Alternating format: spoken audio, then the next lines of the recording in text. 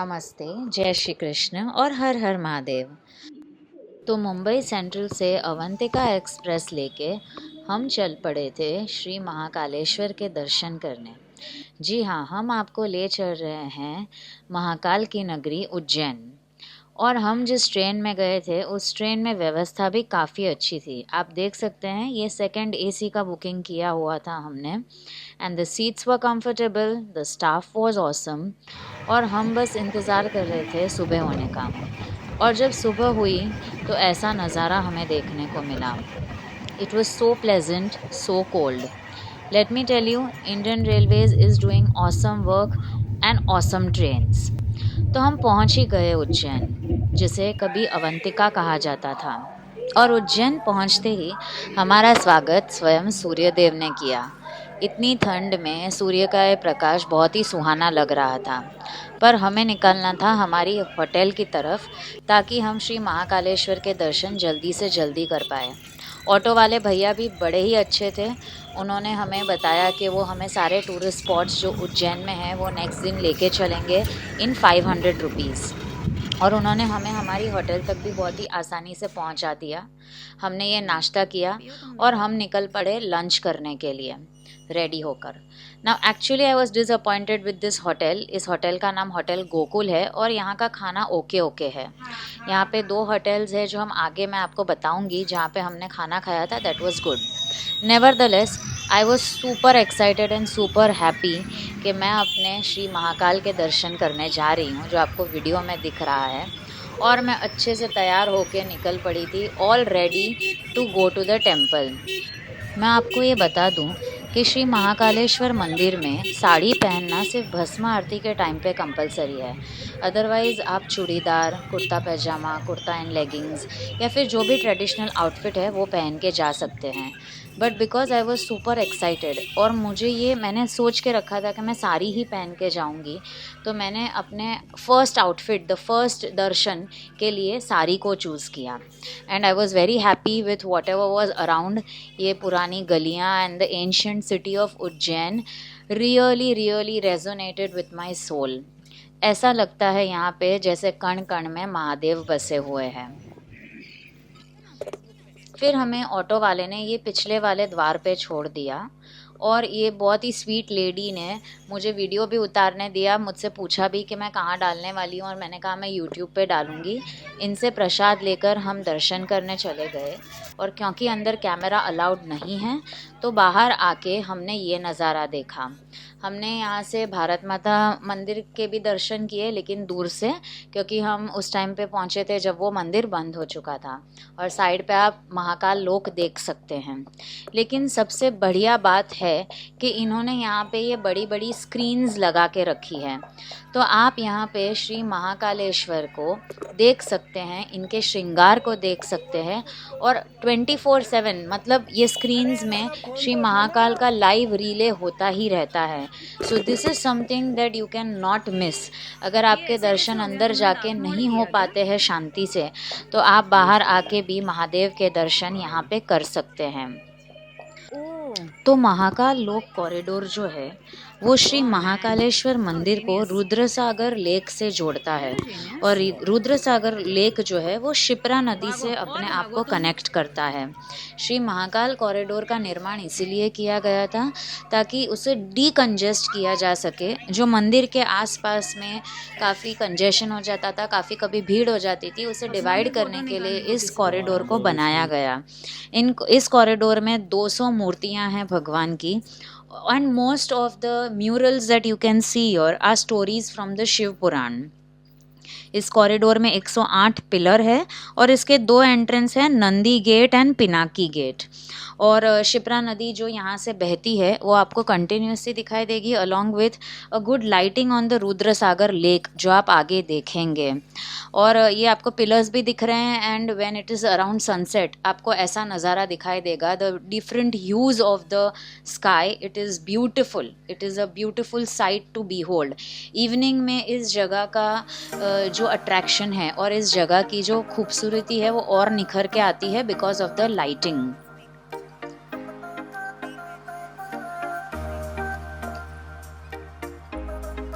यहाँ पे 2 जूते स्टैंड है जो श्री महाकालेश्वर मंदिर के एकदम आगे से हैं, और एक जो है ये जो आगे आपको गेट दिख रहा है राइट हैंड साइड पर, उसी के थोड़े पीछे की तरफ जहाँ से मैं चल के आ रही हूँ वहाँ पे है। तो अगर आपके साथ बुजुर्ग और बच्चे हैं तो वो अंदर आके ये गेट के सामने वाले शू स्टैंड पे शू रख सकते हैं, और अगर आप लोग चल पाएंगे उतना without the shoes and all, then जो एकदम आगे एंट्रेंस पे शू स्टैंड है वहाँ पे आप अपने जूते चप्पल रख सकते हैं। ये देखिए ये रुद्र सागर लेक है, और ये रुद्र सागर लेक के ऊपर आपको अच्छे से लाइटिंग दिखाई दे रही है। It is very beautiful. ये वीडियो में शायद I don't know how it is seeing, but वहाँ की जो एक एनर्जी है, जो आपको एक वाइब्रेशन फील होती है, वो कुछ अलग ही है। सो आप देख सकते हैं ये सारी झांकियाँ, ये सारी मूर्तियाँ शिव पुराण के अलग अलग कहानियों को डिपिक्ट करती हैं।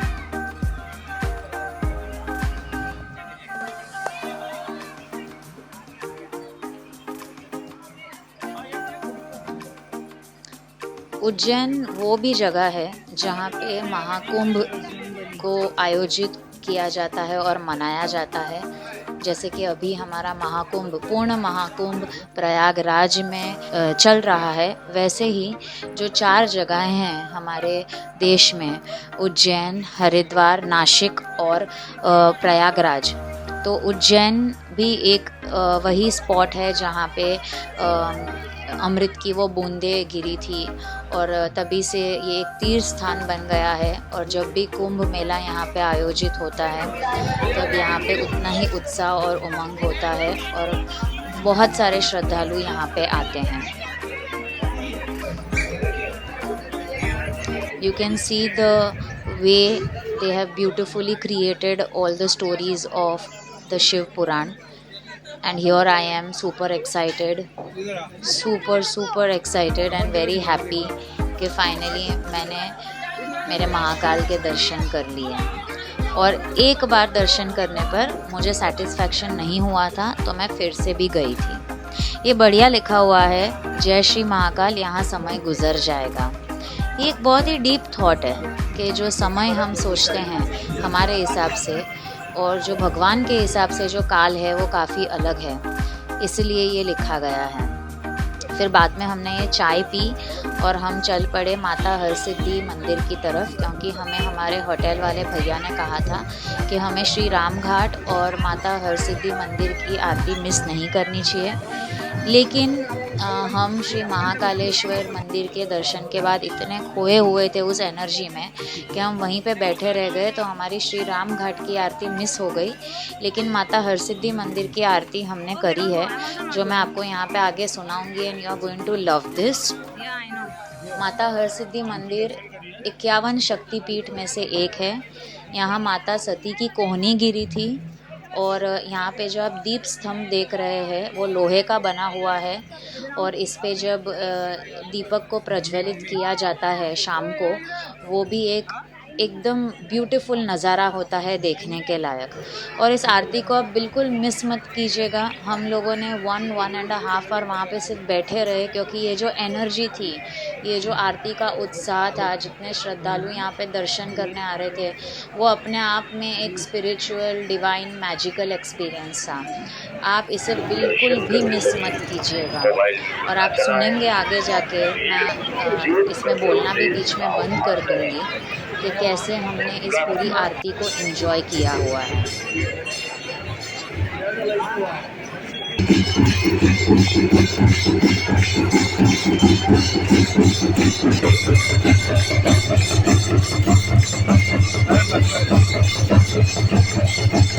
श्री हरसिद्धि माता के मंदिर को मराठा काल में पुनर्स्थापित किया गया था, पुनर्निर्माण किया गया था। स्थापित इसलिए क्योंकि वो डिस्ट्रॉय कुछ हो गया था, लेकिन उन्होंने इनका पुनर्निर्माण किया। और ये जो दीपों से सजे हुए आप 2 स्तंभ देख रहे हैं, वो मराठा कला की विशेषताएं आपको बताता है। नवरात्रि के टाइम पे और ये नज़ारा देखने के लिए लोग कहीं दूर दूर से आते हैं। इस परिसर में एक प्राचीन कुआं भी है, और उसके ऊपर भी एक बहुत ही अच्छा स्तंभ इन्होंने बनाया हुआ है। इसकी की और एक कथा है कि एक बार भगवान शिव और माता पार्वती जब कैलाश पर्वत पर अकेले थे तो दो राक्षस थे, चंड और प्रचंड। उन्होंने ज़बरदस्ती से अंदर घुसने की कोशिश की थी। तभी भगवान शिव ने माँ चंडी को उन्हें नष्ट करने के लिए बुलाया और उन्होंने ऐसा किया।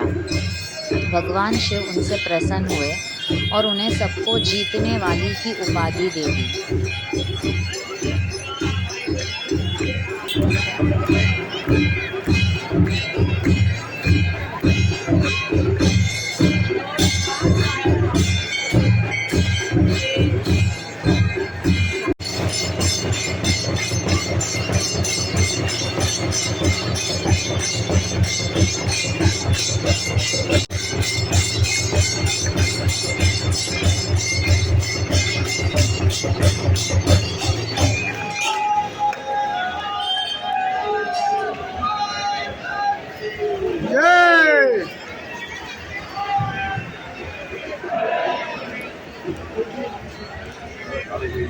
बात को कुछ समझते नहीं हो, पता नहीं क्या हो गया तुम्हें।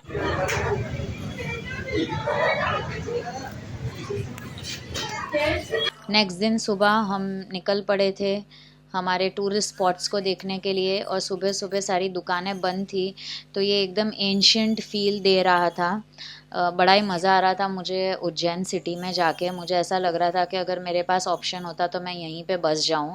I love the ancient places, I love the old world charm and यहाँ के लोग भी बड़े सिंपल है। ये जगह ही अपने आप में मैजिकल है क्योंकि यहाँ पे महादेव की एनर्जी है और कुछ नहीं है।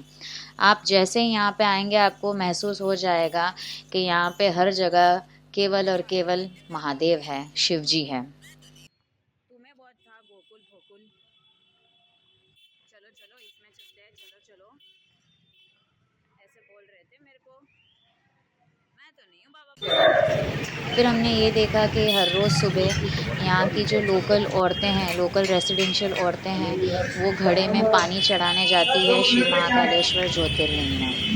फिर हम इस रेस्टोरेंट में आए और उसके बाद हमने इसी रेस्टोरेंट में खाना खाया। ये है एक्चुअली इससे बेहतर है सामने वाली होटल सतयुग और ये है होटल सतगुरु।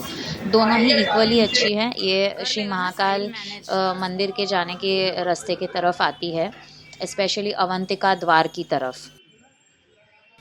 फिर मैंने मंगाया ये दाल पकवान जो बहुत ही बढ़िया था। पहले पोहा भी मंगा लिया, फिर दाल पकवान भी मंगा लिया, फिर ये चाय भी मंगवा ली because we were very hungry. And this is our hotel room. Hotel का नाम है होटल अनंत श्री और इसका स्टाफ भी अच्छा है, रूम्स भी अच्छे हैं।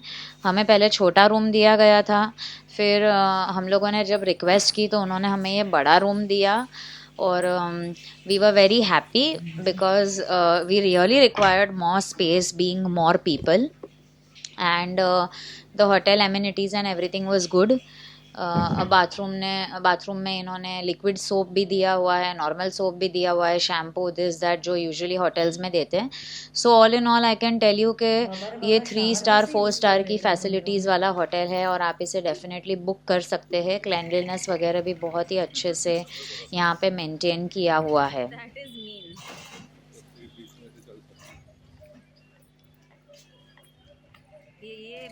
बस उसके बाद मार्केट खुल गया था। सुबह सुबह जब सब कुछ बंद था और इसकी कंपैरिजन में अभी देखिए, ये जो होटल अनंत श्री है वो मार्केट के बीचों बीच ही है। So you can just Surf around and look out for clothes, jewellery, shoes. यहाँ पे सब कुछ मिलता है। श्री महाकाल मंदिर जाने का जो रास्ता है वहाँ पे बर्तन वगैरह भी मिलते हैं, वो मार्केट उसके लिए फ़ेमस है। बट ये काफ़ी एक एक्टिव एरिया है, एकदम कॉर्नर में नहीं है, तो आपको अनसेफ भी नहीं लगेगा and it is a quite happening place. उसके बाद हमारे ऑटो वाले भैया आए और उन्होंने हमें जो टूरिस्ट स्पॉट्स दिखाने का वादा किया था वो हमें उस तरफ लेके चले। उन्होंने हमसे कहा था कि वो हमें श्री काल भैरव मंदिर, महर्षि संदीपनी आश्रम, श्री गढ़कालिका माता मंदिर, मंगलनाथ टेम्पल, फिर भरतरी गुफा और एक्चुअली ये काफ़ी फेमस स्पॉट नहीं है जिसका मैं बताने जा रही हूँ, लेकिन yes there is a place called Siddhavat मंदिर, सिद्धवट टेम्पल, और ये काफ़ी अंडररेटेड है। बहुत सारे ऑटो वाले इसे कवर नहीं करते हैं, लेकिन आपको इस जगह पे जाना चाहिए। जब ये आगे आएगा तब मैं आपको बताऊंगी। So it will be like you are going to be happy going out there. So हमारा पहला डेस्टिनेशन था महर्षि सांदीपनी आश्रम। यहीं पे श्री कृष्ण और बलराम जी ने अपनी शिक्षा पूर्ण की थी, और वेदों, पुराणों और हमारी जितनी भी सनातन का ज्ञान है वो उन्होंने इसी आश्रम में प्राप्त किया था। यही वो जगह है जहाँ पे वो लोग बैठ के पढ़ाई करते थे, जिसको अभी मंदिर में कन्वर्ट कर दिया गया है। हाँ, पर ये क्या है? इसमें अच्छी अच्छी झांकियाँ बनाई गई है जो आप आगे वीडियो में देखेंगे। और आगे वीडियो में आगे ये मंदिर भी बना हुआ है जहाँ पे शिव जी का मंदिर है। और हम अभी जहाँ पे जा रहे हैं उसमें it is made very beautifully. कहते हैं कि वहीं पे बैठ के महर्षि संदीपनी ने श्री कृष्ण को शिक्षा दी थी। शिक्षा, ज्ञान, जैसे कि आप देख पाएंगे यहाँ पे हर एक जगह पे एक्सप्लेनेशन दिए हुए हैं कि ये जगह का क्या महत्व है। ये जो पर्टिकुलर जगह है इसमें इन्होंने सब्जेक्ट्स लिखे हुए हैं कि उस टाइम पे क्या क्या पढ़ाया जाता था। And it is nothing like what we learn today. There is geology, there is astronomy, there is metallurgy. Means ऐसे ऐसे सब्जेक्ट्स तब हुआ करते थे जो हमारे गुरुकुल में भी पढ़ाए जाते थे जब तक ब्रिटिशर्स और मुगल्स ने हमारे ऊपर अटैक नहीं किया था। गुरुकुल सिस्टम इसमें दिखाया गया है, और वो सारे सब्जेक्ट्स, वो सारी चीज़ें, वो सारे विषय कवर होते थे जो एक इंसान को अपनी लाइफ में इवॉल्व और ग्रो होने के लिए हेल्प करें। इन्होंने फिर ये जो अंदर का मंदिर है उसमें जो हमारे तीर्थ स्थान है उनका भी महत्व लिखा हुआ है कि इस जगह पे जाने से क्या होता है और इस जगह का क्या महत्व है, कैसे उस जगह को एक तीर्थ स्थान माना गया। तो वो सारी चीज़ें भी आगे वाले एक मंदिर में यहाँ पे दिखाई गई है। और ये देखिए, ये जो पूरा पैसेज है, यहाँ पे ये छोटा सा तालाब था, इसमें बहुत सारी मछलियाँ और कछुए थे and it was very pretty. और ये आप देख पाएंगे through paintings they have shown के हाउ श्री कृष्ण और बलराम जी ने अपनी शिक्षा को पूर्ण किया था।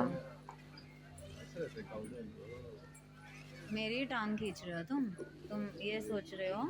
Even this is a very fascinating place because यहाँ पे खाने पीने की भी रेस्टोरेंट्स है जो आप देख पा रहे हैं इधर, और ये बैठने के लिए भी अच्छा है। और द बेस्ट पार्ट इज़ इन्होंने ये जो सीलिंग है ना उसको काव डंग से अच्छे से कवर किया है, तो आपको गर्मी के टाइम पे ना ज़्यादा उसका प्रभाव नहीं पड़ेगा, आपको ये जगह कूल लगेगी।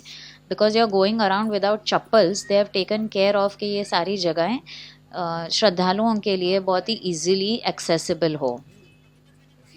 हर एक पेंटिंग को अगर आप ध्यान से देखेंगे, उसके नीचे का एक्सप्लेनेशन पढ़ेंगे, तो आपको पता चलेगा कि महर्षि सांदीपनी ने श्री कृष्ण और बलराम जी को क्या क्या विषय, क्या क्या सब्जेक्ट्स पढ़ाए थे। और ये काफ़ी लंबा है, मैंने कुछ कुछ चीज़ें ही कवर की है इसमें।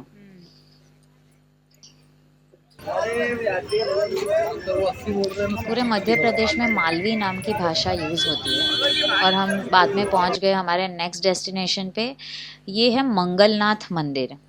मंगल ग्रह का एकमात्र ऐसा मंदिर है हमारे पूरे देश में जहाँ पे मंगल दोष को हटाने के लिए यहाँ पे हवन और पूजा कराई जाती है। ऐसा यहाँ पे लिखा हुआ है कि जो मंगल ग्रह है वो जब देवता के रूप में यहाँ पे धरती पर यहाँ पे आए थे, और इसीलिए इस स्पॉट को मंगलनाथ मंदिर के नाम से जाना जाता है। This is the only temple and you are suppose to go here. यहाँ पे जो फर्स्ट फ्लोर है वहाँ पे ग्राउंड फ्लोर पे जो है वो पूजा कराई जाती है मंगल दोष को निकालने के लिए, और ये जो फर्स्ट फ्लोर है वहाँ पे मंगल ग्रह का मंदिर है। मंदिर काफ़ी सुंदर है, और देखिए आप देख पाएंगे कि ग्राउंड फ्लोर पे भी पूजा हो रही है। Again you can see the river Shipra. आप उज्जैन में कहीं पे भी जाएंगे तो शिप्रा नदी आपको आसपास में बहती हुई दिखाई देगी। Again a very peaceful feeling. ये पूरा प्रांगण है मंगलनाथ मंदिर का।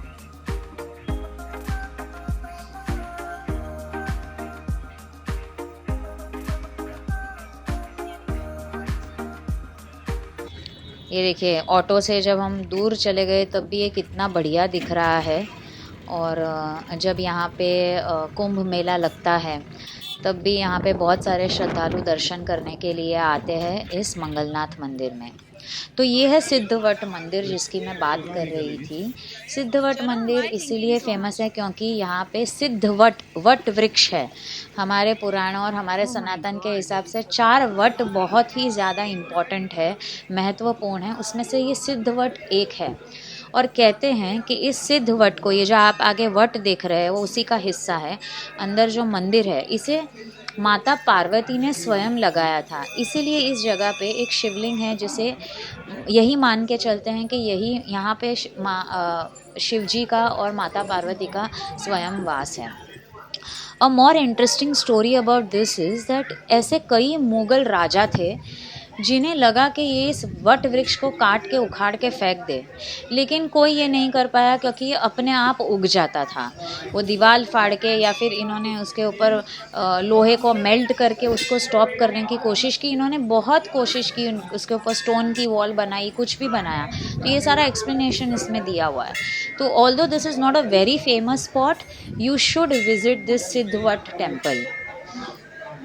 यहाँ पे पितृदोष को मुक्त करने के लिए भी पूजा कराई जाती है। बाहर निकल के थोड़ा बहुत गर्मी हो रही थी तो इस शुगर केन जूस वाले से शुगर केन पिया हमने, and then we headed on to our next destination. और ये नेक्स्ट डेस्टिनेशन श्री काल भैरव मंदिर है। लेकिन उस दिन श्री काल भैरव मंदिर में इतनी ज़्यादा भीड़ थी, इतनी ज़्यादा लाइन थी कि हम वहाँ पे नहीं जा पाए और हमने सोचा हम नेक्स्ट टाइम जाएंगे। We couldn't actually stand for that much time क्योंकि आप देख रहे हैं धूप कितनी है। और फिर इस पतले से रास्ते से हमारे ऑटो वाले भैया हमें ले चल रहे थे भरतरी गुफा की तरफ। Actually, I love such kind of a setting. Being born and brought up in Mumbai, we really want to, escape to such places. एकदम शांत और पीसफुल जगह है ये उज्जैन सिटी। और ये हम बढ़ रहे हैं भरतरी गुफा की तरफ।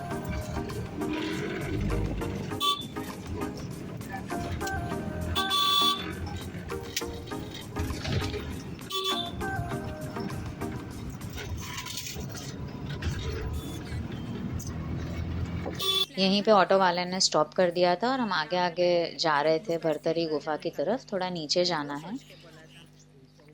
राजा भरतरी ने यहाँ पे तपस्या की थी और उन्होंने अपनी सिद्धियाँ हासिल की थी, इसलिए ये जगह फेमस है।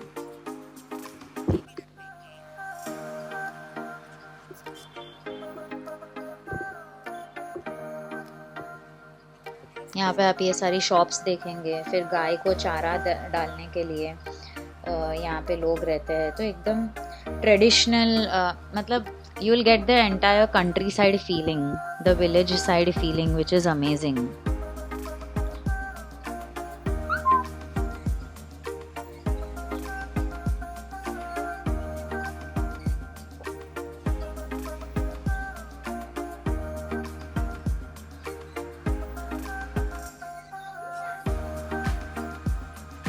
और यही है भरतरी गुफा का एंट्रेंस।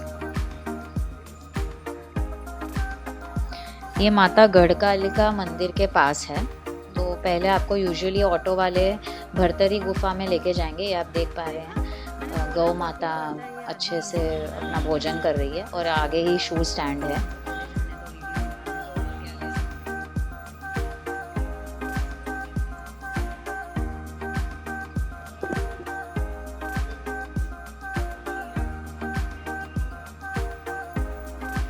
राजा भरतरी ने महल और अपनी सारी लग्जरीज को छोड़ के यहाँ पे 12 वर्ष तक तपस्या की थी, मेडिटेशन किया था।